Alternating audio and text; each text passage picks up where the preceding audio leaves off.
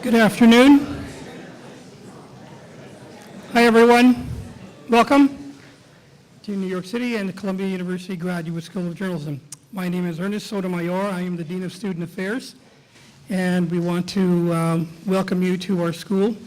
You are budding journalists. Many of you are very experienced, so we'll expect many questions from you. That'll be the norm.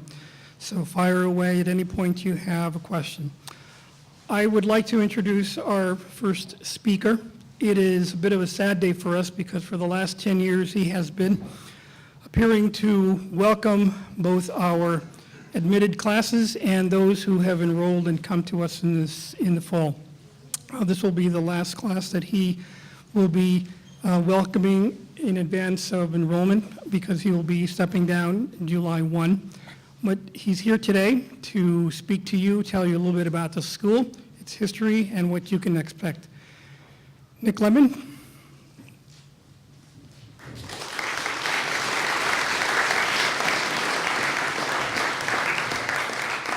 Hi, everybody. I'm Nick Lemann, as Ernest said, and I have been dean for the last 10 years. I'm stepping down this summer. I'm actually going to be on sabbatical next year, so I will be available to talk to anybody in this room up through July, but then if you are here as a student next year, you're not going to see a lot of me, and I'll be back the following year as a faculty member. So I just want to tell you a little bit about the school as a sort of general introduction, and then more people will be speaking to you. I'll be here again tomorrow morning.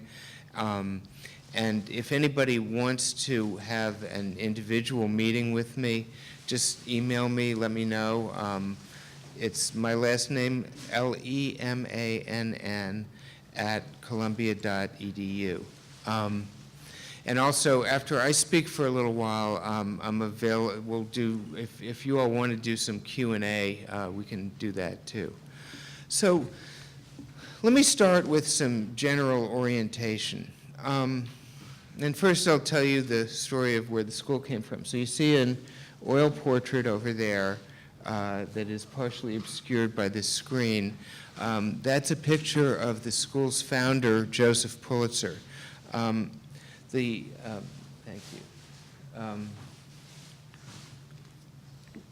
This school has a very interesting history and story behind it. We this year have been celebrating our centennial. The last official centennial event was last week ago today. We had 28 centennial events in the course of the academic year just ending. So a little bit about this. Joseph Pulitzer, in 1863, those of you who've studied American history may know that there were draft riots in New York City, very bloody and terrible riots, and they were basically people rioting to show that they were refusing a draft notice to serve in the Union Army in the Civil War. As a result of that, the government decided they had to send recruiters to Europe with suitcases full of cash to pay people to come and be mercenary soldiers in the Union Army in order to win the Civil War. And one such person was Joseph Pulitzer, who at the time was a 17-year-old kid growing up in Hungary, didn't have any money, and accepted a sort of bounty or cash payment to come to the United States to be a soldier in the Union Army.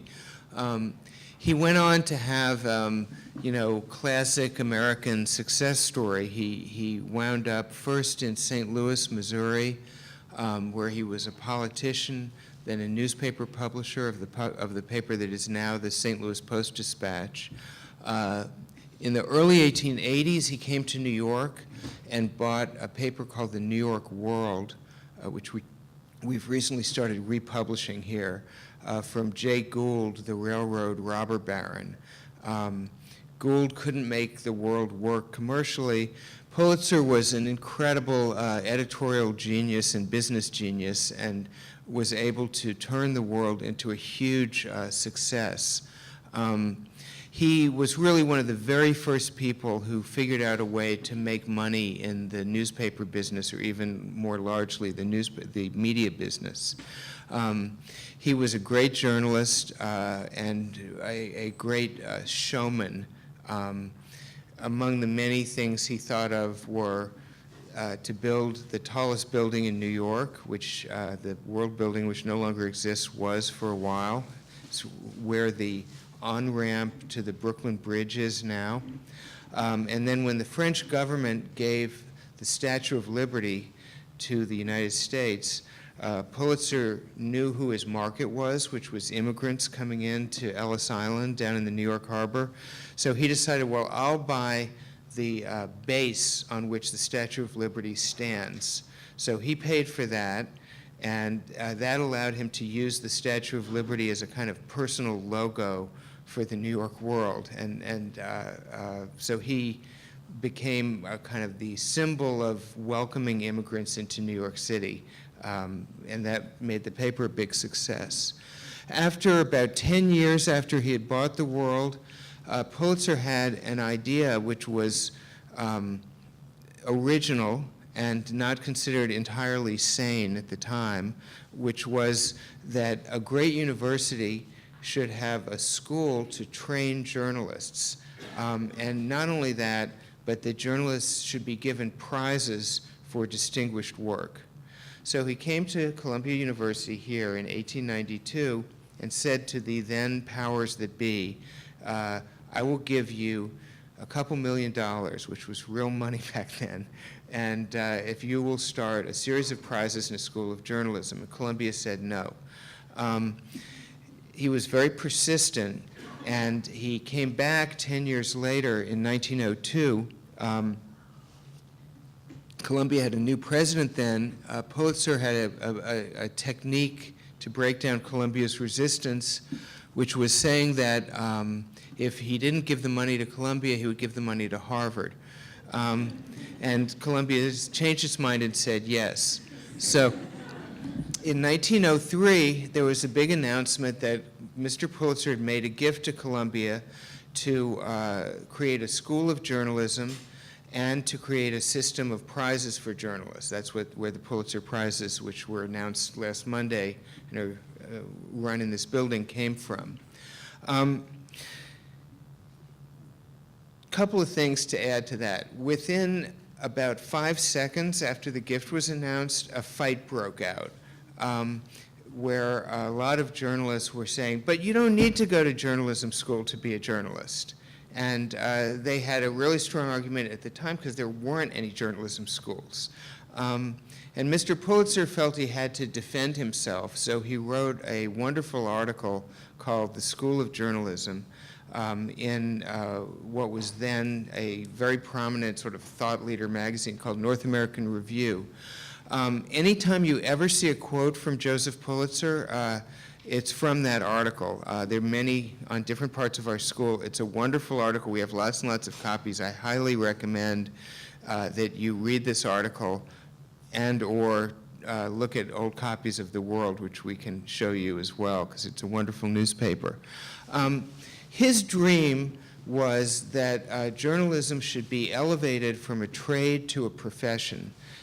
He really believed that journalists were essential to the healthy functioning of a democratic society. Pulitzer believed in the capabilities of ordinary people. That's what had made him rich, was publishing a paper based on that belief. But he believed that journalists had to sort of explain the world to just regular people who weren't experts. So journalists should come to a university. They should learn how to practice the skills of journalism at a very expert level, and they should also learn how to understand complicated subjects, and then they would communicate all this information to the public, and then you'd have an informed public and a healthy democracy. And in addition, the journalists involved would have a lot of fun because they'd be performing an essential service and one that involved a lot of creativity and adventure and so on. And so it was. So this school opened its doors in the fall of 1912. And ever since then, we've been kind of the center of the never-ending debate about what journalism is, what journalism should be, and what journalism school should be. It's one of the reasons it's exciting to be here is if you're here in this room every single day, somebody is up speaking provocatively about something, and ditto in the other room. It's named after Pulitzer's paper, the World Room at the other end of the hallway. We are the smallest of the, I believe, 19 schools at Columbia. We are the biggest, by a huge margin, purveyor of professional master's degrees in journalism in the world. We will hand out next month diplomas to 300 people, maybe. That's at about 10% of the world total of people getting master's degrees in journalism, maybe even a little more than that. So both the smallness relative to the rest of Columbia and the bigness relative to other graduate master's programs in journalism are big assets for this school. The smallness is an asset because we, compared to most of the rest of this university, we're a very intimate place. Most classes are what my bosses over there would call offensively small. 16 students and often with one teacher and one adjunct teacher is a typical number. So this is a school where you get a lot of individual attention from people who mostly are great journalists, mainly still practicing journalism when not teaching, and they know your name and they know who you are. The bigness of the school compared to other journalism schools means that at a time of a lot of change in journalism, we're able to offer an unusually wide suite of courses. Our faculty represents a really wide variety of skills, and our curriculum a wide variety of material compared to what you can usually find at most of the graduate journalism programs, which are truly tiny.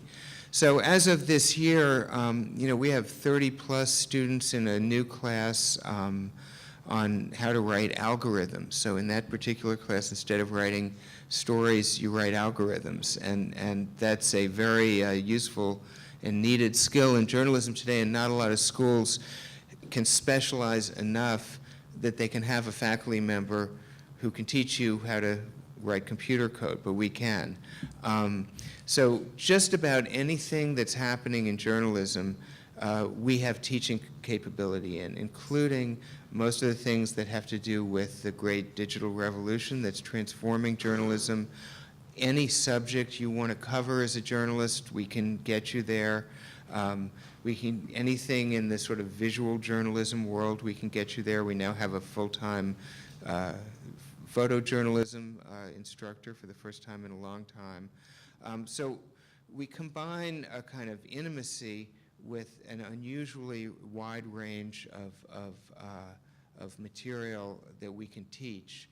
Because of our size, our age, and our prominence, we're a really global institution. There's no place in the world that you can go where there's journalism where you won't bump into some Columbia journalism grad or other, and where the school's name doesn't have some resonance. So by coming here, you get to be part of a family that goes back in time and forward in time and spans a lot of distance. We now have 35 to 40 countries represented in our small school every year, and as well as every kind of news organization you can imagine. We're a school that has some scholars on the faculty, but most of our faculty, including me, have spent most of our lives as practicing journalists, and most of us, also including me, continue to practice journalism. So we're teaching from the point of view of people who also love journalism. It's what we've dedicated our own lives to, and the teaching is oriented toward doing. So not every single class in the school produces journalism. We teach, for example, history of journalism classes. Very hard to do that in the form of having you write stories, but we do an enormous amount of journalism production in the school at a very high level. So if a class can be oriented toward the students producing journalism that can be published, and often we publish it ourselves, we will do that because that's what we all do, and that's the core value of our community. I want to ask those who are on the payroll of the school in the room to raise your hand so I can introduce you to everybody, and you'll be hearing from a bunch of these people over time. So this is Christine Souders, who runs the admissions office. This is Melanie Huff, the Dean of Students. This is Ernest Sotomayor, Associate Dean of Student Affairs. Julie Hartenstein, who quickly becomes the most important person in your life if you're here, because she runs the job placement office and is your chief liaison to the job market. Who else is in the room? You gotta help me with my eyesight. I can't. Oh, hi. And Bill, he's not here. Taryn is the financial aid person. Brett also works in the admissions office. You're going to have lots of information about financial aid, which I know is a subject of high interest. Any faculty members here? There were a couple. No? Okay, they'll be back in a minute. And we have a very, very full program through today. I'll be back in the morning, and we'll be kind of running through the days. Let me pause and ask if anybody has any questions or comments or anything. On room full of journalists, no questions? Yes. Hi. Thank you. Hello, I'm Margot. I'm from Friends. I have a quick question about, I read a paper about journalism school that are now teaching how to pilot drones. I wanted to know if it How was... to pilot drones? Yes. Yeah, we're not teaching that yet. Yeah. So no, because I heard there's 5 journalism schools in the country started doing this, so I was thinking if are you planning on having a class about this or no? There are no current plans to offer a class on how to pilot drones. However, we are we're doing all sorts of things I wouldn't have dreamed of 10 years ago when I came. Directly beneath where we are now, where is a construction site where we're taking some older space in the school and turning it into the home of all of our sort of digital journalism operations. There's 2 big gifts from donors whose names are associated with this. So this will be called the Brown Institute for Media Innovation, and it also contains the Tao Center for Digital Journalism. What this really means is that our primarily digital faculty will work down there, but it's kind of a big open space that'll be filled with postgraduate fellows, people doing research, people taking classes, and they'll be, what we're doing, we're not doing drones yet, but what we are doing is actually making what people call artifacts. We have a partnership now with the Stanford Engineering School. They and we together operate the Brown Institute for Media Innovation. They have a little headquarters, and we have a headquarters. And so we actually teach classes, as I said, in how to write computer code as well as how to write all forms of journalism. And the Brown Institute is supposed to make things that either become the basis of media companies or that get sort of plugged into existing news organizations' uses, like we're now inventing something called personalized TV news down there. Well, not down there, it will be down there, which is a way of having a site that you go to every day that tells you what news pulled from everywhere in the world they think you want to see. So we're having a little kind of lab making stuff like that, yes. When will it be down there? Well, the folks who do this work are here, and they're on the 6th floor, right up here. The year you would be here, that is the construction year. So we did demolition this year, so if you want to go down and look, you'll see this big, beautiful, empty space filled with light, and we're supposed to have it ready for occupancy on June 1st, 2014. So all the associated activities will be going on, but the actual space, you know, comes on stream next summer. Yes? Does that mean the associated activities that are going to be happening when we're in school, Mhm. still participate? Absolutely, yeah, yes, yeah, absolutely. Well, they're going on all the time. Both the Tao Center and the Brown Institute have events constantly, and they both have professors, classes, research associates, fellows, and they're both, you know, kind of a beehive of activity that's a little bit sort of scattered around the school that just is not in their final headquarters space yet. So just about every week when we're in session, not just about every week when we're in session, there's some Tao Center or Brown Institute event going on, in addition to zillions of other events. Yes? Sorry. If you could speak briefly about the getting rid of the different divisions and what that means for Yeah. the J School. I'll speak very briefly because the next session after this is entirely devoted to that, to be presided over by Bill Gruskin, our academic dean who just entered the room. But so this is just kind of a throw to him. So in the olden days when I was your age,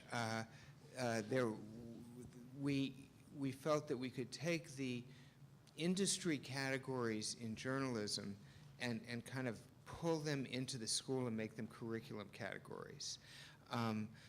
Because if you wanted to, you know, make journalism that took the form of video with sound, moving images with sound, that would take place in something called the broadcast industry and only in the broadcast industry. So we would have a broadcast department that would teach you how to do that, and if you were interested in print journalism, you wouldn't ever do that. So when the internet came along, one of the many changes, and we haven't seen the end of the changes yet by any means, was that if you get a job, let's say the proverbial entry-level newspaper, metro reporter, general assignment job, you're likely to be shooting still photographs, doing audio, doing video, and writing print stories. We hope not all in the same day, but the suite of skills doesn't sit inside an industry. Ditto, you can get a job on a broadcast journalism entity writing traditional print news stories for their website and not going near a camera. So to us, these industry-based divisions didn't make sense, so we're switching to sort of functional divisions, of which there are 3, called the written word, images and sound, and audience and engagement. And Bill will explain what those all are. But really the founding supposition of this change is that, you know, writing words is not just about being in the newspaper or magazine industry. Dealing with moving images and sound is not entirely in the broadcast industry. Yes? I'm interested in learning more about job placement rates, and so I was wondering, probably the numbers for the class of 2013 wouldn't be available, but is there somewhere you can check the job placement rates for like the class of 2012 or 2011? Yeah, Julie should probably speak to that, but we have risen quite a lot in the 10 years I've been dean. partly because we didn't really have a full-dress career service office before, and we've invested a lot in that over these years. So we have a group of full-time people. We have what we believe to be the biggest career fair in the world in journalism every March. So we used to be more in a world of you graduate and then you start looking for a job. It wasn't entirely that way. Right now, the statistic we like to use is something we call definite plans in journalism at graduation, and that hovers at around 70%. Is that a fair number? A little higher, we're about 74. 10 years ago, we were 40%. And the reason it's this carefully worded thing is some students, believe it or not, will say, I don't want that great job you found for me on the Memphis Commercial Appeal, and instead I want to wear all black and live in Brooklyn and make a documentary film. So I know that wouldn't happen to any of you, but we call that definite plans in journalism. Yes. My name is Roger. Before I accepted my position here, I was asking some editors that I knew whether having a master's degree would necessarily increase my pay upon getting a job someplace like master's degrees do in other professions. So I wanted to know, and they basically said no. And also they said, it's all about your clips. It's not. That's Journalism right now isn't about degrees.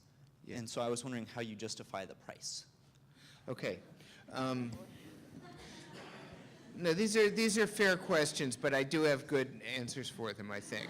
Okay. Journalism is not a licensed profession. I hope will never be a licensed profession. So you'll never have to go to journalism school. So, and as in, you don't have to go to business school because business isn't a licensed profession either. So the question for us is, do we add what economists would call marginal utility for you? That's the fair question to ask us is, what will your prospects be and your level of skill and professionalism be, short-term and long-term, if you go to the school or if you just go out into the world without getting a degree here? And, we strongly believe, and most people who go here strongly believe, that the answer for the individual who decides to come here is very positive to the school. Our cost is an embedded cost of what it costs to go to any school at any Ivy League university. I say half jokingly, but only half. A Columbia Journalism School degree is the cheapest degree you can get in an Ivy League university, period, full stop, in any field. And that's because, one, we're the only journalism school in an Ivy League university. And two, we have for almost all of our students, except for a handful, a one-year course to degree, which is pretty much unheard of, not just elsewhere at this campus, but throughout the Ivy League. So it's people, we have basically a pass-fail system here, and that's because we're not, and I like this about journalism, we're not a degree from the school is known and respected literally in every news organization in the world, and as I said before, puts you into a network. But we're a field that works on the basis of the work you've done. So Meryl Streep went to Yale Drama School. Does she get acting jobs? Because people said, now Meryl, if you bring me that Yale Drama School diploma, I'm going to cast you in the movie, but if you don't, no. She gets the jobs because she's a great actress. She'd be a great actress probably if she didn't go to Yale Drama School, but you know where I'm going with this. You will graduate from here with a lot of clips. Because we are a production-oriented school, nobody ever says, I want to see your transcript coming out of this school. They say, I want to see your work coming out of this school. And you will have work. You probably have work already, but you'll have more work and really good work when you finish the school, and that's what the people at the career fair are going to want to see from you. And in addition to that, we teach you things that you just can't pick up on the fly on the job. Journalism, I believe, is going to become a more sort of high-skilled field, less of a, as economists say, middle-skilled field, as the digital revolution rolls on, and there's more demand for people who know how to understand complicated subjects, use complicated pieces of equipment, have true computer science knowledge, et cetera. Just not, you can just sort of intuit it stuff. So I think the case for here, as against just going out in the workplace, gets better as time passes, not less. So that's my answer to your question. Somebody over, no? Oh, okay. Will we be hearing from incoming Dean Steve Call? while we're here? Incoming Dean Steve Call became the father to his fourth child about 3 hours ago. So it's a very cute baby named Robert, and that is why he is not here today. I think that's a good excuse. So maybe this is a question for later or perhaps another time, but I've read a couple of articles saying that he's interested in turning Columbia's program into a 2-year program. And I would assume that some people here have communicated with him about why he thinks that may be a good idea. Can you enlighten us a little bit about why he thinks First that of could all, be good? if this is to happen, it's not going to happen on your watch, because you're, right? There's been an argument about how long the course to degree should be at this school since 1903, and it's never ended. The case for 2 years is, as I said before, sort of jokingly, I mean, we're aberrational at Columbia University because our course to degree is so short, and we're aberrational at this class of university. And we, feel we have, in an ideal world, more to teach you than can be done in a year. People can take the MS and MA sequentially and stay for 2 years, and they always have a great experience. So we've kept it short basically as a way of reducing the price of the degree. It was under debate when I came in. It's been under debate the whole time, and I don't know where this will go. And Steve hasn't said that he's made up his mind. And, an academic institution is a democratic institution, so faculty and so on have to vote on it. So I think he'll send up a signal by, say, spring of next year as to whether he plans to sort of push in that direction or not. But the main thing is, this is a great institution. This is, I believe, the most important institution and the leadership institution in journalism education in the world, and one of the most important institutions in journalism in the world. If we weren't constantly thinking and debating about, can we be better, how can we be better, what should we be, we wouldn't be a great institution. So it's highly appropriate to have these kinds of conversations. And, as I say, there was a debate when the school started. It was 4 years. It gave an undergraduate degree. When it became a graduate school, there was a big debate in 1934 whether it should be 2 years or 1 year. And it's a legitimate and constantly debated question. I also want to say, and I'll stop here because I got to let the next crew come on, think about this whole great university. And, one thing that I get sort of annoyed by is the argument that all schools should size their course to degree to the entry-level pay in the field. And if the course to degree is less than the entry-level pay, forget it. So by that standard, Columbia has 2 divinity schools affiliated with it. It has a teacher's college, has a great architecture school, 3 years to degree, social work school, 3 years to degree, School of the Arts over here, 3 years to degree. Almost every school at Columbia at the graduate and professional level, the total cost of the degree is far higher, a multiple higher than the first year pay. And, I hate being in that argument. And nobody else in our university and our class of universities in the argument. The way we like to have the argument, we're very mindful of the cost, and that's why we've kept the course to degree short, but we'd like the argument to be, how can we reduce the cost to you through financial aid? We offer the highest financial aid per student of any school at Columbia, including the business school and the law school, because we believe so deeply in having a diverse student body with freedom to do what they want after they graduate, and we're mindful that the cost is high. So we've, in my 10 years as dean, somewhere between quadrupled and quintupled the average financial aid grant per student. So I'm asking you to feel, I like it that the school thinks about these things, not, it's threatening, because I don't think it should be. Okay, now I got to stop. So thanks a lot, and I'll see you guys tomorrow morning.